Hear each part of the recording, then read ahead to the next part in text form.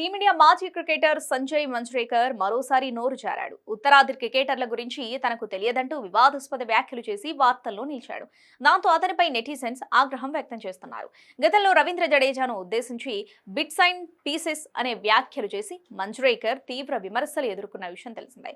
సహచర కామెంటర్ హర్ష బోగ్లేతో కూడా అనుచితంగా ప్రవర్తించాడు. తరచూ సంజయ్ మంజ్రేకర్ నోరు జారుతూ ఉండటంతో బీసీసీఐ కొంతకాలం అతనిపై చర్యలు తీసుకుంది. ఐపీఎల్ కామెంటరీ ప్యానెల్ నుంచి తొలగించింది. ఆ తర్వాత మళ్లీ కామెంటరీ ప్యానెల్కు వచ్చిన సంజయ్ మంజ్రేకర్ మహిళల టీ20 ప్రపంచ కప్ 2024 సందర్భంగా అనుచిత వ్యాఖ్యలు చేశాడు. శుక్రవారం భారత్ వర్సెస్ న్యూజిలాండ్ మధ్య జరిగిన మ్యాచ్కు సంజయ్ మంజ్రేకర్ కామెంటేటర్గా వ్యవహరించాడు.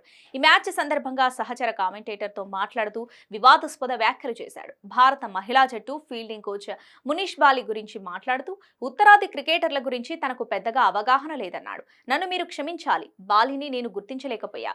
ఉత్తరాది నుంచి వచ్చే క్రికెటర్లపై నాకు పెద్దగా అవగాహన లేదు అని సంజయ్ మంజ్రేకర్ వ్యాఖ్యానించాడు. అయితే ఈ వ్యాఖ్యలను నెటిజన్స్ తప్పుబడుతున్నారు.